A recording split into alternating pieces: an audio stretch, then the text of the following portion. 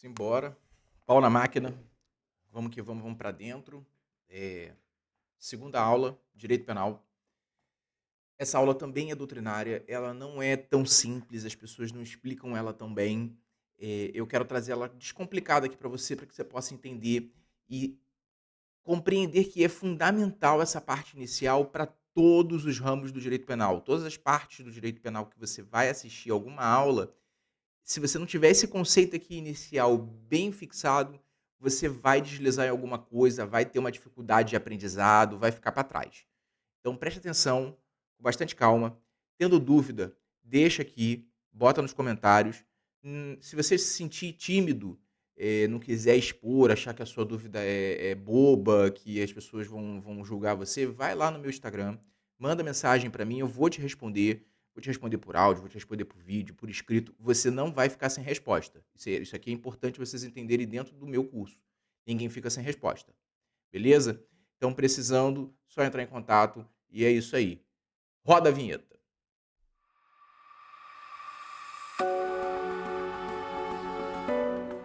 Bem, a gente vai começar nessa aula fazer todo o dissecamento de norma penal. E o primordial é a gente entender aqui o artigo 1º do Código Penal, que não há crime sem lei anterior que o defina, não há pena sem sua prévia cominação legal. Esse artigo ele é tão importante que, quando a Constituição foi editada, lá em 1988, pelo seu Poder Constituinte, o Poder Constituinte resolveu, dentro do artigo 5º, que é o artigo que trata de direitos e garantias fundamentais individuais, colocar esse mesmo texto, sem tirar nem pôr uma vírgula, um ponto, nada, lá no seu artigo 5º, inciso 39 da Constituição Federal. É a mesma coisa. Então, o que a gente precisa entender primeiro é que não há crime sem lei anterior que o defina. Não pode vir uma lei posterior definindo um fato pretérito. Só há crime se existir uma lei antes do fato. Da mesma maneira, só há uma pena se existir a pena em lei antes do fato. Então, se um crime tinha uma pena de 1 a 2 meses, posteriormente resolve aumentar essa pena para de 1 a 2 anos, não pode ir lá atrás, nas pessoas que já foram punidas por este crime, e aumentar a sua pena. Só daquele momento para frente. Bem resumido aqui, esse é o princípio da legalidade dentro do direito penal. Eu estou falando isso porque mais para frente a gente vai precisar entender ainda nessa aula por que existe o princípio da legalidade e onde que ele tem que ser observado. Então ele tem que ser observado em duas formas. Primeiro, a lei, e é lei lato sensu e lei stricto sensu. E o tempo dela. Não pode punir nenhum fato pretérito, sempre o fato futuro que irá acontecer. O jargão mais conhecido desse artigo 1º é o nulo crimen, nulla poena sine privilegi. É a mesma situação do que está escrito aqui em cima, só que em latim. Características da lei penal. Bem, a lei penal ela é positiva. Eu digo positiva no sentido de não que ela esteja positivada dentro de um código, mas que ela é positiva dentro de um contexto literal. Ela coloca sempre um fato a ser feito e não uma negação do fato. Então, como é na Bíblia, não roubarás, não matarás, você não vai ver isso dentro da lei penal. Você sempre vai ver o verbo de maneira positiva, um imperativo positivo, matar alguém. Imperativo é complicado, perdão. Mas você vai sempre ver essa ideia de que se você fizer este fato, esta ação, você vai ter uma pena que é o que está aqui embaixo. Reclusão de 6 a 20 anos. Então, existe a lei penal e a norma penal. A lei penal fala matar alguém, mas o que a norma penal está querendo dizer com isto? É para não matar, porque se você matar, você vai perder a tua liberdade, que é um dos bens que a gente mais protege dentro da sociedade junto com a vida. Então aqui a gente consegue ter a primeira natureza jurídica da norma penal, que é uma natureza implícita. A norma penal está implícita ali. A lei é matar alguém. Quer dizer que você tem que matar? Não. Implicitamente ele está dizendo, não mate. O núcleo do tipo, que é o verbo, E esse é um termo que vocês vão ver bastante, o verbo está aqui grifado, matar. Ele sempre é positivo, ele sempre é dando quase como uma ordem. Não é uma ordem, mas é quase como uma ordem. Matar alguém. Ou, se você quiser pensar, se matar alguém, tem pena. Então, se então. Se matar alguém, então, pena de privativa de liberdade de 6 a 20 anos. Tem a segunda natureza jurídica, que é a natureza imperativa. O que quer dizer natureza imperativa? Isso a gente vê muito em direito administrativo. O Estado, a administração pública, ela é imperativa, ela tem a força de império. Ela pode forçar você a alguma coisa. Tanto é que quem comete crime forçadamente é colocado em reclusão ou detenção. Perde a sua liberdade.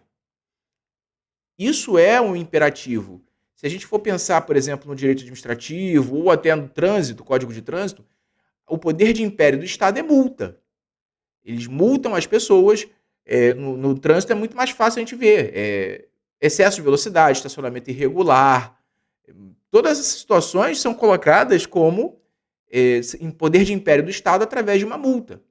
E se você não pagar essa multa, quando vira um ano, você não consegue renovar o seu IPVA, que é a licença. Então, tem um poder de império ali. O poder de império, então, requer a força, o monopólio de violência que o Estado tem para poder fazer as pessoas cumprirem a lei. Quem não cumpre vai para a reclusão imperativamente. Natureza genérica, terceira.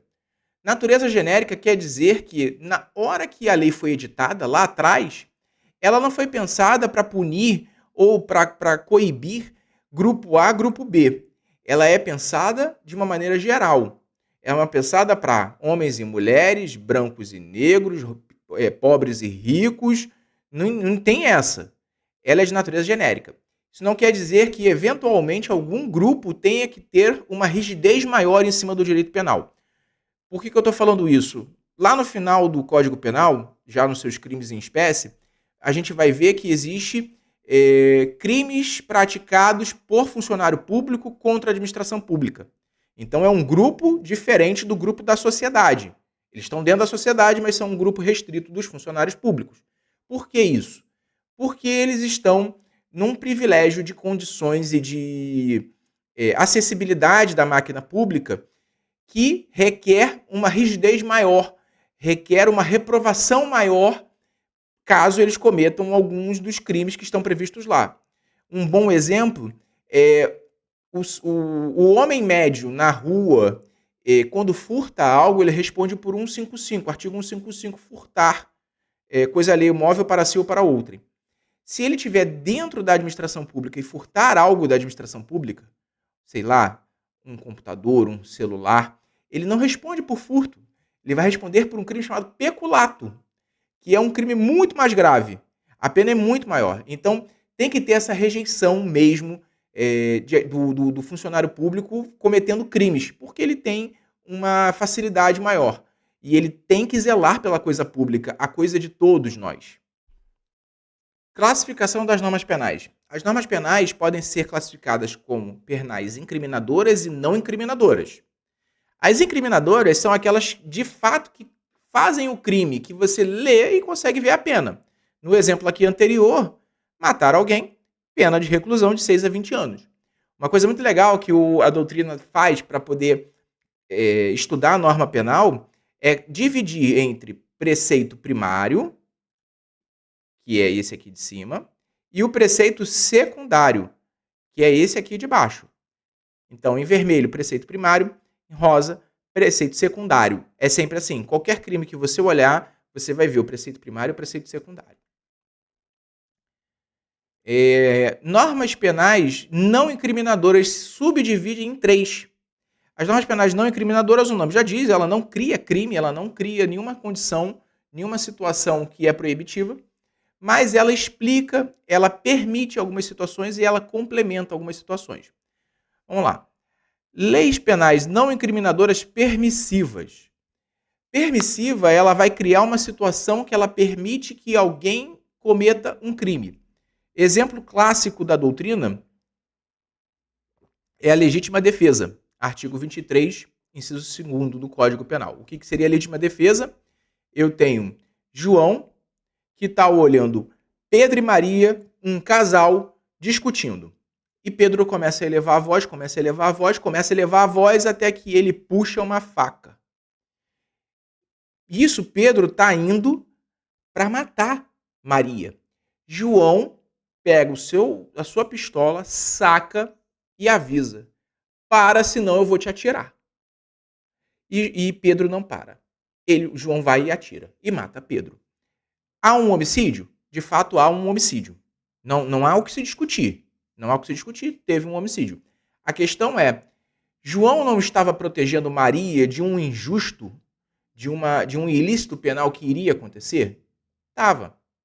Claramente estava. Então ele vai ter a legítima defesa de terceiro. Ele estava defendendo um terceiro. É totalmente legal. Então o crime existe, mas quando a gente for estudar a teoria do crime, e vocês vão entender melhor aonde cada coisa se encaixa, quando estuda a teoria do crime, você vai ter um fato típico, ilícito e culpável. Na real, o ilícito ali deixa de existir. Isso fica um pouco confuso agora, mas na hora que vocês forem estudar, vocês vão entender isso. E explicativas? Qual é a ideia da explicativa? O próprio nome já diz, ela vai pegar alguma situação que está confusa no Código Penal e dentro do próprio Código Penal ela vai responder. O exemplo que eu coloquei aqui é o artigo 327, que explica o que é funcionário público. Porque, pensa bem, se a gente for considerar o conceito lá da administração pública, e esse foi o debate quando foi criada a ideia, se a gente for considerar só o conceito da administração pública, o terceirizado que faz a limpeza da administração, do órgão, ele não é considerado funcionário público. Mas ele não tem a mesma facilidade, ou até mais, em algumas vezes, de transitar dentro do órgão público, de ter chaves de locais, de acessar locais sensíveis. Então, ele também é considerado um funcionário público para o Código Penal. Porque se ele roubar alguma coisa ali, ele estava agindo como se funcionário público fosse. Apesar de não ter matrícula, de responder às vezes por CLT, um monte de coisa. Então, esse artigo 327 ele vem para explicar algumas questões dentro do Código Penal. Complementares servem para apoiar a norma penal. O exemplo que eu trouxe é o artigo 5º, que ele diz qual é o local do crime. Então, a gente pode ter alguma dúvida se o local do crime é só o local, território geográfico, se abrange mar até quantos quilômetros, quantas milhas depois da costa, se navio estrangeiro no Brasil responde por lei brasileira, não responde. Então, você tem todo um apoio da norma penal nessas complementares. A gente vai agora entrar em norma penal em branco. É uma subdivisão. Norma penal em branco. Qual é a ideia da norma penal em branco? É a mesma ideia do artigo 327 que a gente acabou de ver de funcionário público. Existe algum conceito aberto, genérico, dentro do Código Penal ou das leis penais, que precisa de outra lei penal ou outro artigo, pode ser dentro do Código, pode ser fora, para poder explicar. Exemplo mesmo, claro, é o do 327. Eu vou trazer agora outros exemplos de acordo com o que a gente for estudando. Normas penais em branco homogêneas, essa é a subdivisão. Como é que a gente vai dividir entre norma penal em branco homogênea e heterogênea? A gente vai olhar para a fonte editora da lei. Quem editou? Então a gente já sabe que quem edita a norma penal é o Congresso Nacional, é o Legislativo, o Poder Legislativo Federal. Lá no artigo 22, inciso 1º da Constituição Federal. A gente estudou na aula passada. Então esse daí a gente já deixa fixado, parado ali, e vamos analisar só a outra norma que vai explicar uma situação. Então, norma penal homogênea seria outra lei que tenha sido editada pelo Poder Legislativo Federal. Por exemplo, contração de casamento sabendo do motivo impeditivo. Isso é um crime. Bem, como é que eu vou saber quais são os motivos impeditivos? Eu preciso ir lá no Código Civil, olhar motivos impeditivos para casamento e ver se esta pessoa que está sendo enquadrada nesse crime sabia. Por exemplo, João casando com Maria sabendo que Maria é sua irmã. Isso é um motivo impeditivo, ele não pode casar com a irmã. Mas ele foi lá, mesmo sabendo que ela é sua irmã, ele tentou casar com ela. Foi lá, fez processo de habilitação, fez todo o trâmite dentro do cartório. E ele vai ter que responder. Quem foi que editou a norma civil? o direito civil, se a gente falar de novo, no artigo 22, inciso 1, tem vários ramos do direito que são editados pelo Poder Legislativo Federal. Um deles é o civil. Então, fixamos aqui a parte de penal, vamos olhar agora a parte de civil, são da mesma fonte editora, logo são homogêneas. Homo quer dizer igual. Heterogêneos é de diferente. Então a gente vai olhar pelo exemplo do seguinte, o artigo 28 da Lei 11.343. Essa lei é a lei de drogas. Então o próprio conceito de drogas é aberto. Porque se você parar para pensar, cerveja é droga, uísque é droga, cachaça é droga, cigarro é droga, charuto é droga, remédio de farmácia é droga. Fica muito confuso, fica muito aberto. Então precisou que alguém fizesse uma norma para poder dizer o que é ou não proibido. E esse alguém foi a Anvisa. A Anvisa lançou uma portaria dizendo quais são os componentes químicos que são proibidos serem comercializados, importados. A gente vai ver ali mais abaixo, no artigo 33, uma cacetada de verbos que você não pode fazer com aqueles componentes químicos. Então, voltamos à ideia, fixamos os editores da lei penal, então, Poder Legislativo Federal. E agora vamos partir para olhar para a Anvisa. A Anvisa está onde? A Anvisa está dentro do Poder Executivo. Então, é o Poder Executivo fazendo uma função atípica dele, que é a edição de lei. Então, a gente tem duas fontes que são de poderes diferentes, fazendo uma lei. Elas são, então, normas penais em branco heterogêneas. A gente vai enfrentar um problema mais abaixo, que eu vou já debater, que é o problema de se essa fonte que vem do Poder Executivo fere o princípio da legalidade. Porque precisa ter uma lei penal anterior sempre. E essa lei penal ela é de lato sensu e stricto sensu. Quer dizer, ela tem que ser pela mesma fonte editora da própria lei penal, que é o Congresso Nacional. Então a heterogênea cria sempre essa dúvida e sempre vai ter alguma doutrina defendendo ou acusando. A gente vai ver abaixo. Dentro das normas penais em branco homogêneas, aqui já no finalzinho da página, a gente tem uma outra subdivisão, que são as homogêneas homovitelinas e as heterovitelinas. Homovitelina é aquela que está sempre no mesmo embrião. Vitelo, essa ideia é de embrião. Está sempre no mesmo embrião. Quem seria o mesmo embrião? Seria o mesmo embrião da norma penal que a gente fixou aqui. Então seria a própria norma penal, que é o caso que a gente estudou ali do 327, o conceito de funcionário público. Heterovitelina é aquela que vai para outro vitelo, mas ainda homogêneo, que seria o caso que a gente viu aqui do Código Civil, ajudando o Código Penal. Normas penais em branco heterogêneas e princípio da legalidade. Agora que a coisa começa a desandar. Pelo seguinte, eu vou avançar um pouquinho a matéria, mas quando chegar lá na frente eu tiver que explicar isso, eu volto aqui nela, tá? Quando a gente deixa de considerar algo como crime, a gente tira aquilo do Código Penal, todas aquelas pessoas que já foram punidas, que estão cumprindo pena ou que têm a sua ficha suja, elas deixam de ter a ficha suja e deixam de cumprir pena. Então, por exemplo, imagina uns anos atrás o crime de adultério. Adulterar era crime. E aí o malandro foi preso porque adulterou. E ele está lá na cadeia. Está lá já cumprindo 1 mês de cadeia. Dentro daquele 1 mês de cadeia, houve uma abolitio criminis, houve uma retirada do adultério. O direito penal já considerou que o adultério não é mais problema do direito penal. Ele não tem mais que prender ninguém porque trai a sua esposa ou seu marido. Pum, tirou. Aquela pessoa que está lá há 1 mês cumprindo pena, ela é colocada na rua imediatamente. Imediatamente. Não tem e se, talvez, é imediato. Imediato. Ainda que ela tenha mais 2, 3, uma vida inteira para cumprir pena. Não faz diferença. Tem que ser colocado de imediato. Então, qual é o problema que a gente vai enfrentar aqui? Imagina que na lei de drogas, quando você vai lá na portaria da Anvisa, você tem um monte de substâncias.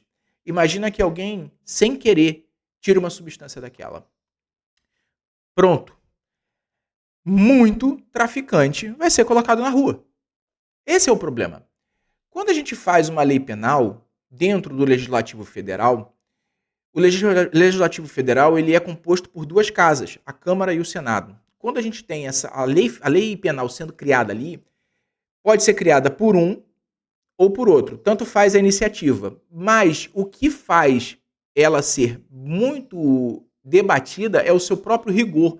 Então, uma casa criou, ela cria, revisa, manda para outra casa. A outra casa vai também ler, ver o que acha que está errado ou o que não está e vai fazer suas alterações, mandar de volta para aquela casa que iniciou o projeto de lei. Ela vai ver se concorda ou não com as mudanças e envia para outra casa. Eles vão ficar debatendo. Isso sem falar que vai se chamar pessoas que estão envolvidas naquele tema, por exemplo, o tema de drogas, saúde pública, segurança pública, assistência social, psicologia, psiquiatria, um monte de gente vai debater para poder entender e fazer a melhor lei possível. Depois que tudo foi ajustado entre as casas, ainda vai ter que ser enviado para o Poder Executivo para ele sancionar a lei. Porque se ele não concordar, volta e a gente vai ter de novo todo o processo. Entende? Que esse rigor é muito benéfico. Agora, imagina que pelo poder da portaria da Anvisa, do Poder Executivo, não tem isso. É uma canetada. Ele pode tirar e colocar sem debater nada com ninguém. Então isso aconteceu. Se não me engano, foi em 2015. Um rapaz tinha sido preso com 6 mil e poucos frascos de lança-perfume. Não sei como é que se chama essa droga lá no seu local que você está assistindo aí. Aqui no Rio de Janeiro se chama cheirinho da loló. E ele estava só com lança-perfume. Alguém, dentro da Anvisa, comeu mosca, retirou o cloreto de etila, que é o princípio ativo da cheirinho da loló, que é proibido. Tirou dessa lista por míseros 8 dias. Foi o suficiente. Ainda que fosse por 8 segundos. Era o suficiente. Ele tirou. Tirou, cloreto de etila deixou de ser tráfico de drogas. Deixou de ser enquadrado no artigo 33, deixou de ser crime. Acabou. O cara foi colocado na rua instantaneamente. O seu advogado, óbvio, muito sagaz, consultou, viu que tinha sido alterado, foi lá, peticionou em juízo e o juízo não tem o que discutir. É colocado na rua imediatamente. Tanto que a peça é até a chamada de habeas corpus, quando vai entrar numa situação dessa. Então, entende o problema? É claro que se a pessoa tivesse sido pega por loló, cocaína, maconha, crack, um monte de outras drogas, só vai se retirar daquela situação o loló. Isso vai influenciar, talvez, na sua dosimetria da pena. Mas no caso que eu trouxe, e se você pesquisar no site do STF, no site do STF, você consegue encontrar a matéria falando sobre isso. Então, no meu ver e no ver de Rogério Greco, norma penal e branco é heterogênea, fere o princípio da legalidade. Por essa situação, e você pode aumentar isso para qualquer outra. Apesar desse argumento, que é extremamente forte, a doutrina majoritária entende que lei penal em branco heterogênea não fere o princípio da legalidade. Então você tem que ter ideia dessas duas correntes de doutrina. Isso é bom para que você possa argumentar quando estiver diante de uma situação dessa e talvez, se 30, 40 mil pessoas começam a argumentar, a gente vai começar a criar precedentes. E isso talvez mude. É sempre assim que se faz. Vamos avançando aqui para anomia e antinomia. Bater rápido, que isso aqui é simples, tá? Anomia, nomia vem de norma, a, prefixo de negação. Negação da norma. É sempre aquilo que quando a gente, muito tempo atrás, ouvia falar de a lei não pegou. Não é que a lei não pegou. É que a lei foi ignorada. A lei foi ignorada pela sociedade, pelo poder público, foi ignorada por todos. Eu gosto de dar o exemplo, sempre nessa aula, aqui no Rio tinha uma lei que era proibido jogar lixo no chão. Cara, todo mundo ignorava. As ruas do centro do Rio eram uma imundície, era horrível andar lá. E o poder público, um certo dia, resolveu começar a punir. Óbvio, não estou falando de situação penal, eu estou falando de uma situação administrativa, mas que serve para exemplo da anomia. Então começava a multar todo mundo. Ah, você não quer me dar, multava pelo CPF, não quer me dar o seu CPF? Vamos para a delegacia.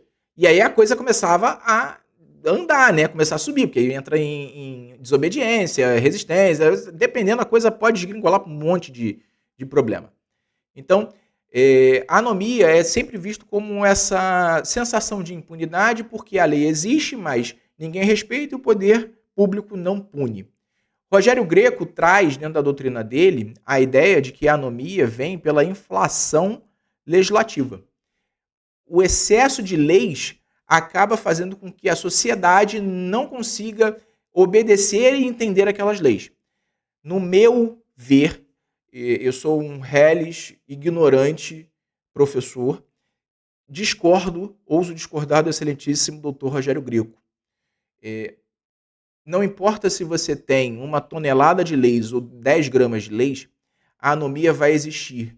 Depende muito do poder de império do Estado, se ele faz valer ou não essa lei. Tanto que a gente vai ver na história leis injustas em que a sociedade não concordava sendo aplicadas e existindo. Então, essa é a minha visão. Mas o excelentíssimo doutor Rogério Greco, o doutrinador no qual eu me baseio, coloca como inflação legislativa e, se não me engano, Sanches também concorda com essa situação. Antinomia. Vou botar o conceito de Norberto Bobbio. Norberto Bobbio, ele é um doutrinador muito importante, principalmente em ciência política. E se você quer ter um curso de ciência política aqui, fala comigo, deixa aqui nos comentários, pede aí, eu quero um curso de ciência política que eu faço. Eu adoro, era uma matéria que durante a faculdade eu fui monitor dela e sou apaixonado por essa matéria. Então, se vocês quiserem, eu trago um baita de um curso maneiraço. Norberto Bobbio diz o seguinte de antinomia: situação que se verifica entre duas normas incompatíveis pertencentes ao mesmo ordenamento jurídico e tendo o mesmo âmbito de validade. Quer dizer, tem duas normas ali, uma tem que deixar de existir. Qual que a gente vai deixar de existir? Bem, ele mesmo cria 3 critérios. O critério cronológico, então você vai ter uma lei mais antiga e uma lei mais nova. Qual que é que vai embora? A lei antiga. A lei antiga vai embora. Você tem um critério de hierarquia. Então, a gente parte por segundo critério se na cronologia todas forem da mesma data. Critério hierárquico, a gente volta a ver aquela pirâmide de Kelsen, observando sempre Constituição em primeiro, normas primárias, normas secundárias, e assim vai descendo. Então, a gente vai olhar aonde ela está nessa hierarquia. Está na mesma? Então, foi no mesmo tempo, na mesma hierarquia. Vamos ver o critério de especialidade, esse é o critério matador. Você sempre vai ter 2 leis, uma lei especial e uma lei geral. Por exemplo, Código Penal, lei de drogas. O Código Penal não fala de drogas, então foi preciso criar uma lei especial para falar de drogas. Ela só fala de drogas, ela não vai falar de agressão à mulher pelo seu marido, ela não vai falar de porte de arma ilegal, ela vai falar só de drogas. É uma lei especial. Então, se houver uma situação de conflito, a lei especial prevalece, a lei geral vai embora. Vamos avançando aqui para concurso ou conflito aparente. Por que aparente? Porque o direito é considerado perfeito e não há como ter 2 normas em conflito. Cada norma é única. Isso é uma ficção jurídica. Por isso se chama concurso aparente ou conflito. O concurso é porque existem duas leis ou mais leis tentando entrar numa situação. Como é que a gente vai fazer para decidir qual lei a gente aplica a qual caso? Bem, a gente vai usar critérios parecidos com critérios que o Norberto Bobbio fez lá em cima. O princípio da especialidade, que a gente já viu, que a lei especial prevalece na lei geral. A gente tem um bocard aqui, ó, lex speciale derogati generali.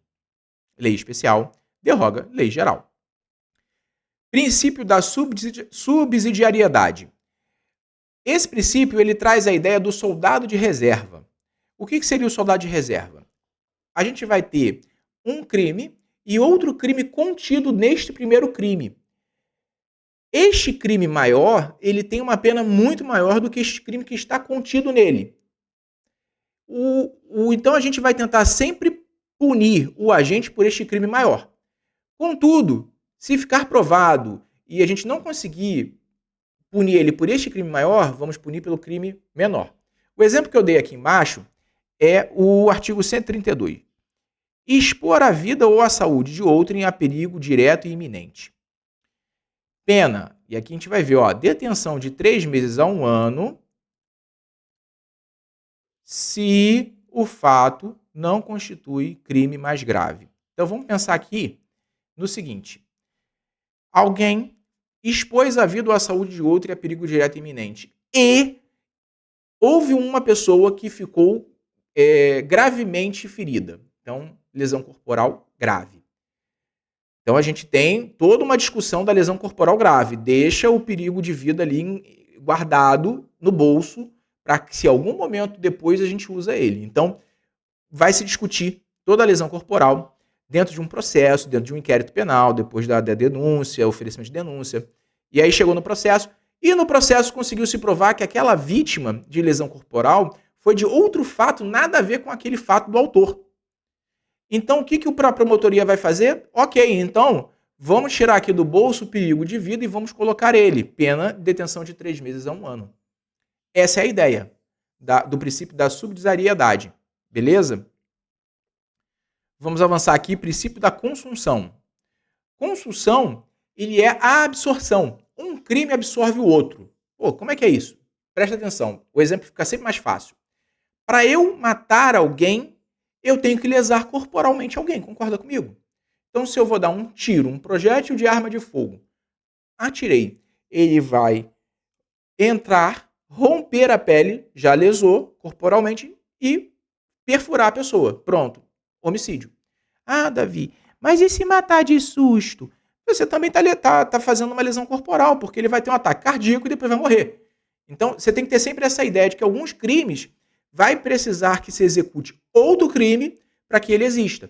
Essa execução de outro crime, ela é absorvida pelo crime maior. Eu trago aqui o antefato e o pós-fato impuníveis. O antefato, na doutrina, o Rogério Greco, ele traz a ideia do seguinte: o crime de falso. O que seria o crime de falso? Você pegar um cheque de outra pessoa, falsificar a sua assinatura. Este é o crime de falso. Já foi executado. Você já cometeu o crime de falso. Você não precisa passar esse cheque. Porém, se você passar esse cheque para alguém, se você for numa loja aí da vida, uma casa aí da vida, comprar uma televisão com esse cheque, você entra no crime de estelionato. Mas, Davi, e o crime de falso vai ser punido? Não, não vai ser punido. Porque o estelionato não teria existido se o crime de falso não tivesse sido executado. Então, o crime de falso ele é absorvido pelo crime de estelionato. Para a gente avançar aqui, pós-fato impunível. Pós-fato impunível, coloca-se sempre a ideia do furto e a venda da coisa roubada, da coisa furtada, a res furtiva, para posterior ganho monetário. A doutrina entende que essa venda da res furtiva, ela não pode ser considerada um estelionato. Porque a intenção final do furto é transformar o bem em dinheiro. Então, dificilmente, quase impossível você vai ver alguém furtando e ficando com um bem. Então, a ideia é essa. Então, ele não vai responder pelo estelionato, ele vai responder pelo furto. O estelionato é o que a doutrina chama de mero exaurimento do crime. Aqui eu coloco explicar a situação de receptação. A pessoa que compra, o terceiro de boa-fé, se ele está comprando algo que pode ser vendido entre pessoas com uma certa nota fiscal, com um preço razoável, está tudo bem. O problema é o que acontece às pencas aqui nas delegacias do Rio. Quando você compra um celular roubado, a polícia consegue detectar. E ela vai te chamar. Você comprou o celular roubado, ela vai te chamar e vai perguntar: onde é que você comprou esse celular? E isso acontece muito. Vocês não têm ideia. Onde é que você comprou esse celular? Eu comprei na feira. Porra. Na feira tu compra peixe, tu compra maçã, banana, tu compra pastel. O celular você compra em loja, com procedência, com pessoas, com nota fiscal. E aí você pergunta: pô, esse iPhone aí, aqui consultando no Google, ele tá custando 6 mil. Quanto que você pagou? Eu paguei 1.000.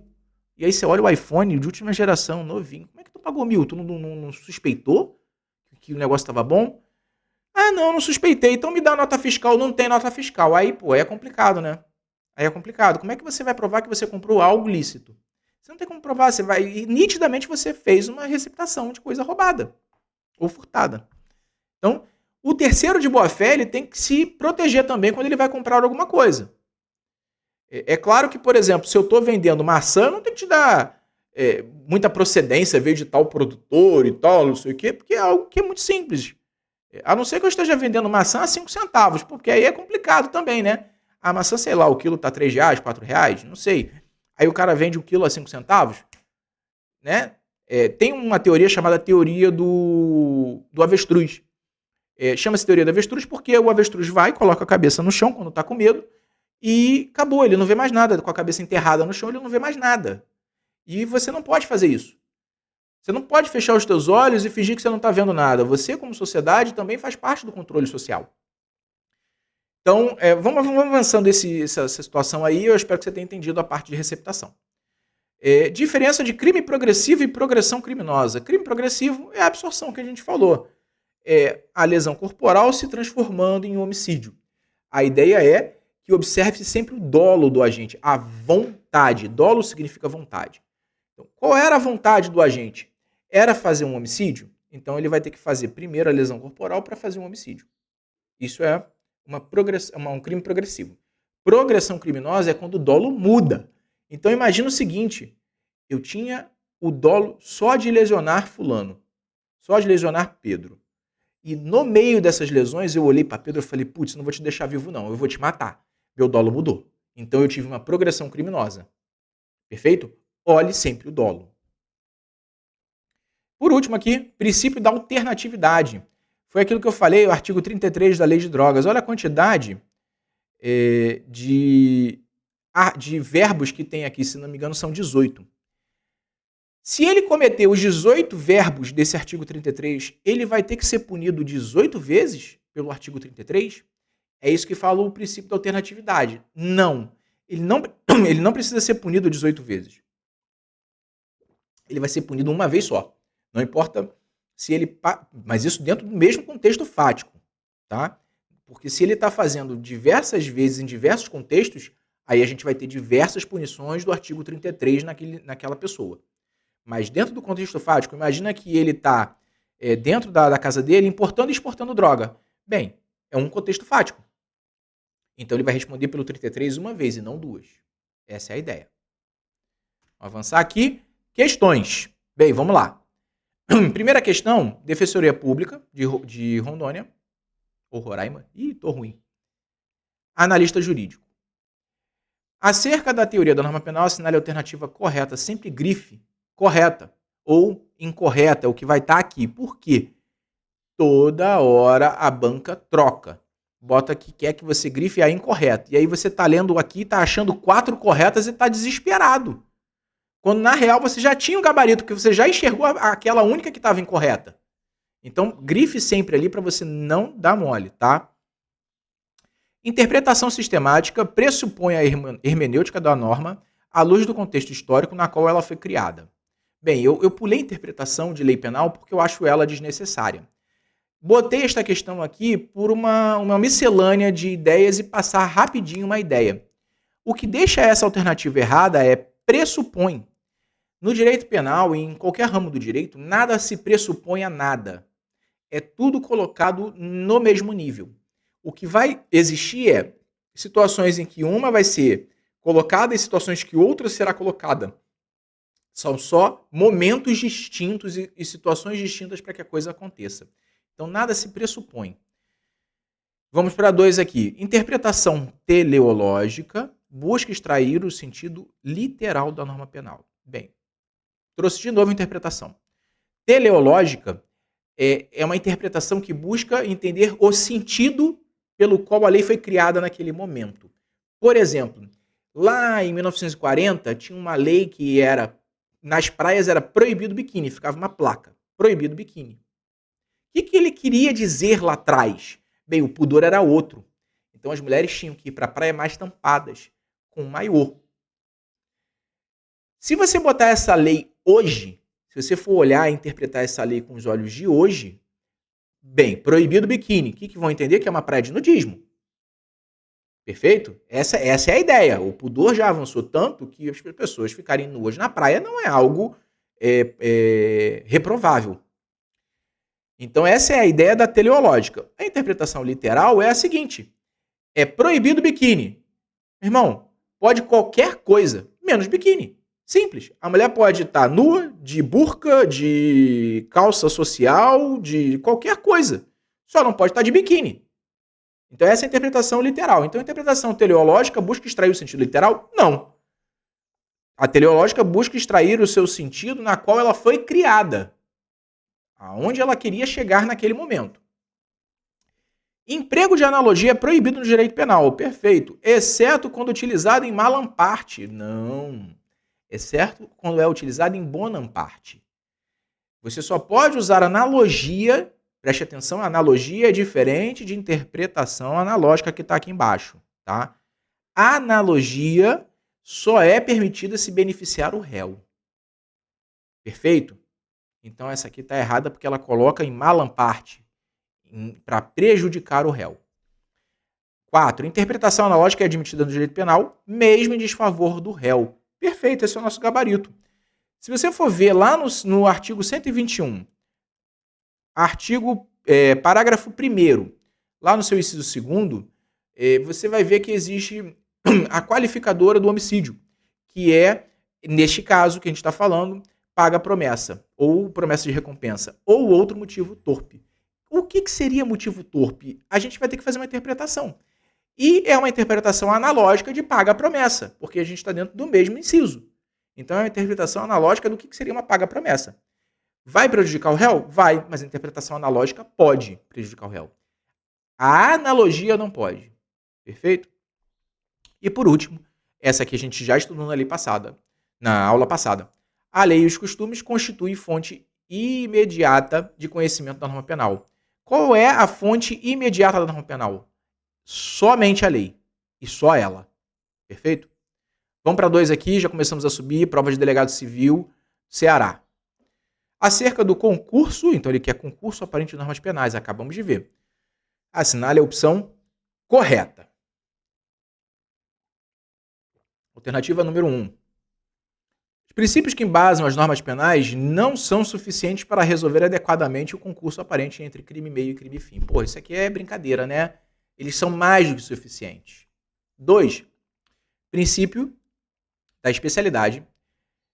Diante da impossibilidade da aplicação de norma mais grave, aplica-se a norma menos grave. O princípio da especialidade fala isso? Não, né? O princípio da especialidade fala de norma especial e norma geral. Quem fala de norma mais grave e menos grave é o princípio da subsidiariedade. Perfeito? Princípio da alternatividade é aplicável a infrações penais de ação múltipla ou de conteúdo variado. Correto. O que seria ação múltipla? São vários verbos. Conteúdo variado são vários verbos. Lá no núcleo do tipo você tem diversos verbos e qualquer um que que o autor esteja praticando daqueles verbos, ele vai ser punido. Se ele estiver praticando 15, 20, 30 mil verbos, ele vai ser punido uma única vez, dentro do mesmo contexto. Então, esse aqui é o nosso gabarito dessa questão, mas vamos para frente para a gente poder entender por que as outras estão erradas. Aplica-se o princípio da subsidiariedade apenas, primeira palavra que dá medo, quando expressamente previsto em lei. Não. Existem situações em que ele pode ser tácito, tá? Muitas vezes não está ali na norma penal. Só se aplica se outro crime não for mais grave dentro da situação. Não. O promotor ele pode ir trocando dentro da audiência o pedido. Por exemplo, na sua petição inicial, que a gente chama de oferecimento de denúncia à peça, ele pode colocar um crime e ele pedir para o juiz que, se esse crime não for possível punir por este crime, puna por outro crime aqui embaixo. Mas não necessariamente está dentro da lei que este crime aqui embaixo seria subsidiário. Então, não há essa necessidade, não tem que estar previsto em lei. Princípio da consulção, jamais, outra palavra que dá medo, é aplicável a crimes contra bens jurídicos distintos. Pode sim, a doutrina considera o crime de falso sexual junto com um crime de lesão corporal leve. Isso é só coisa de doutrina. mas a jurisprudência também aceita, tá bom? Terceira questão aqui, prova de juiz substituto, TRF da 5ª região, e aí agora o bicho pega. A respeito do concurso aparente de normas, é correto afirmar. Na relação de especialidade, então estamos falando do princípio da especialidade, entre duas normas, prevalecerá a norma cujo o preceito secundário preveja maior pena. A gente já viu que não é especialidade, isso é princípio da subsidiariedade. Princípio da especialidade expressa uma relação de gênero e espécie, até agora positivo, entre as normas em conflito. Ao passo que o princípio da subsidiariedade expressa uma relação continente e conteúdo. Vamos até o fim. E nesse último, a norma prevalente é obrigatoriamente a mais grave. Lindo, lindo, lindo, lindo. Isso aqui é conceito para você anotar no caderno. Explica direitinho o princípio da especialidade e da subsidiariedade, tá? Esse aqui é o nosso gabarito. Seguimos em frente. O agente que pratica 2 ou mais núcleos do tipo penal, estou ignorando que a gente vai continuar a ler, eu já estou dizendo aqui na minha cabeça, princípio da alternatividade. Responde apenas por um crime. Lindo! E agora? Tem 2 gabaritos, Davi? Graças à aplicação do princípio da absorção. Aí no final ele salvou a gente, né? Senão a gente ia ficar complicado aqui. Então tá errado. Punição exclusivamente pelo crime de descaminho, e aí entra aqui, outra palavra que dá medo, exclusivamente. Quando o crime de falso naquele se exaure, é a hipótese de aplicação do princípio da subsidiariedade.